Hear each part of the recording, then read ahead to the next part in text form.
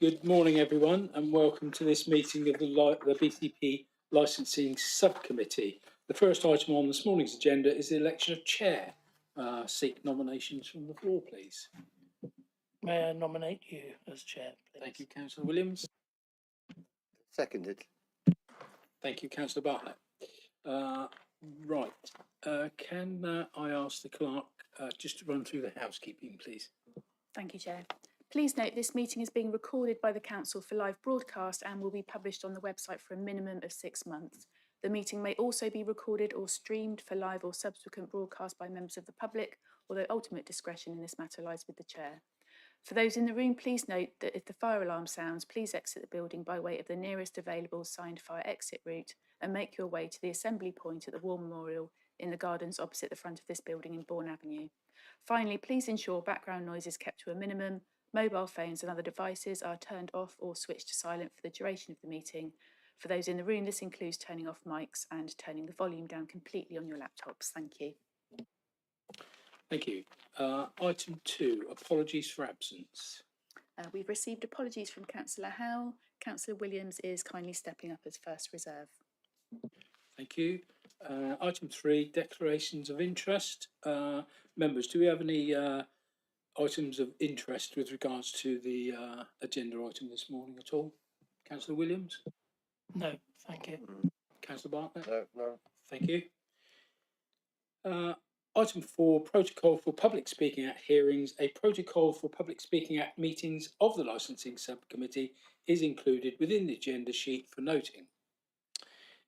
Item 5, application for a premises licence at 24 Church Street, Christchurch, BH231BW. I will now ask each participant to introduce themselves and state their role. I'm Councillor David Flagg, elected chairman for this morning's meeting.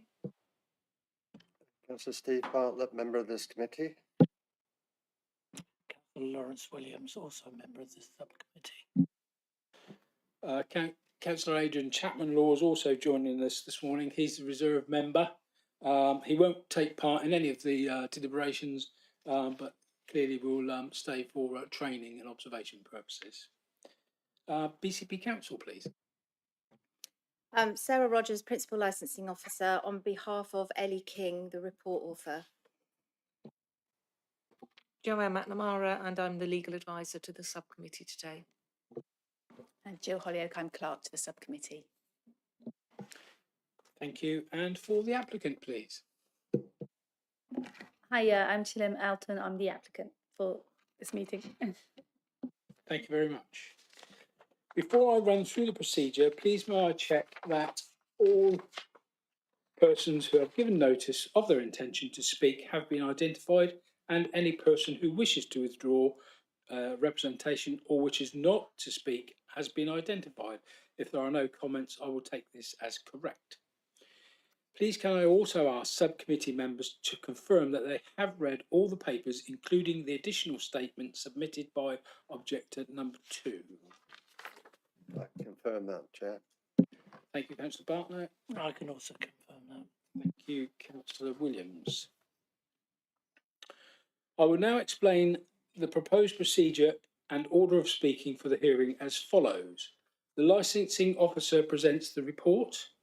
Questions of the licensing officer by all parties, members of the subcommittee to go first.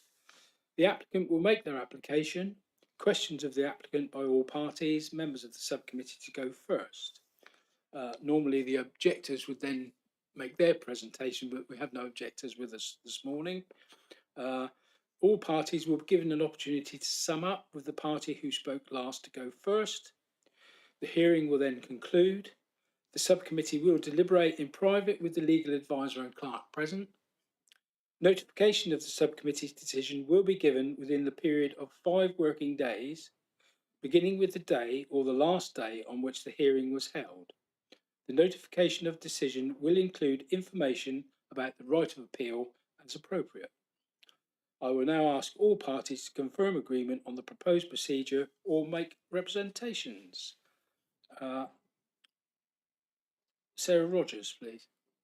Yes, fine, thank you. Joanne McNamara. Thank you, Chair. That's fine. And Chilim Alton. Yes, that's fine. Thank you. Thank you.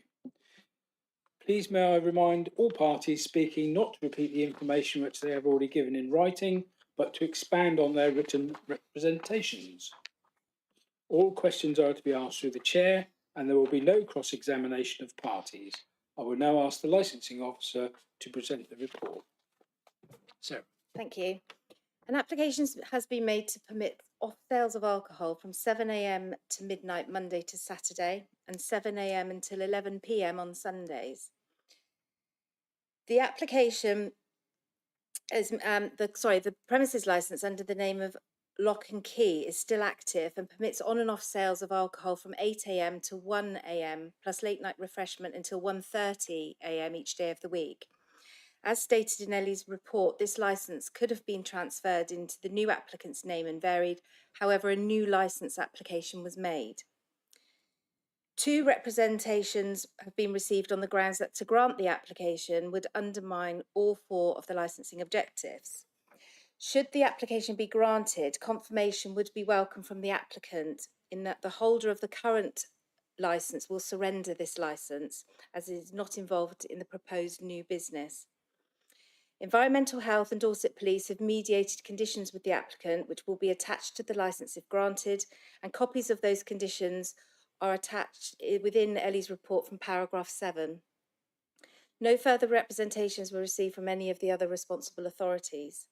Should the application be granted and the applicant fails to operate in accordance with the licence and conditions attached to it, they will be aware that any of the responsible authorities or any other person may request a review of the licence at any time. Thank you. Thank you, Sarah. Members, any questions for the officer at all with regard to this item? No? No. I have no questions either. Can I call on Mrs. Silham Alton to address the committee, please? Yeah, I'm not really sure what to say, but we've applied for the new license because there was a license already attached to it. But when we spoke with the licensing officer, they said that the variations and stuff is easier to do. So I mean, our option, we were put in the post office in the premises, but the post office, obviously we need a supporting business with it, which is why we've done this. I was open to any sort of offers from the complainants to say, would you be able to do this? But at no point did they offer any solutions to their complaints to say to vary the hours or anything like that. They just basically made the presentations and then just said, this is what we said, go to the committee and make the things. But if they were to give me certain hours or anything like that, I could have worked with them. I mean, I've run Southbourne Grove Post Office for the last 5 years with the exact same format of business, and we've had no issues with the police, no sort of like public nuisance or anything. I have met all of the licensing objectives. I intend to highly do that in this situation as well. We're very responsible traders. We have in terms of controlling public nuisance or anything that the complainants are sort of like thinking might be the situation. We've got CCTV fully covering the whole of the branch. We keep logs in the branch. There'll be a dedicated supervisor monitoring the sales of alcohol at all times. There'll be someone in the absence of the supervisor. There will always be someone who is a license holder on the premises as well. We always challenge 25. We have many stickers in the branch to show that, you know, if they do look underage, we will ask for identification.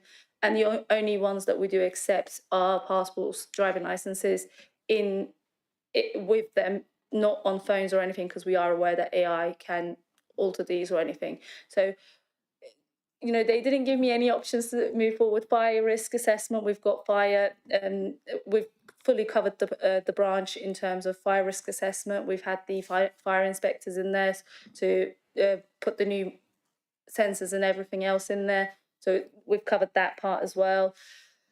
I was open to anything that they sort of said, but no one mentioned anything. And there's a lot of other businesses around us that have longer opening hours than us. And we did say to them, it's a trial and error. So the 12 o'clock, obviously, we said we didn't mind if anything was proposed to us, but the police said it's a reasonable hour for the town centre. It is okay. You know, keep that. In fact, they wanted us to move from 7 o'clock to 9 o'clock, which we said absolutely fine. That's not a problem with us at all. They told us to not sell certain types of beers, spirits and things like that. Again, we've accepted those conditions. I was okay to work with the public. I mean, I'm working to keep a very important service in the town centre because the post office was going to close it. And I stepped up as the postmaster and I said, let me keep it in the town centre. They said, that's fine. So, I mean, that's just what I'm trying to do here, basically, just to keep this very essential service in the town centre. So I would love that my proposed hours and everything else is accepted by the council today, if anything. Thank you. Thank you, Mrs. Alton. You've answered a number of the questions I was going to ask, so thank you very much for that. But members, do you have any questions at all for Mrs. Alton? Yes, good morning. You're prepared to accept a condition on the time, are you?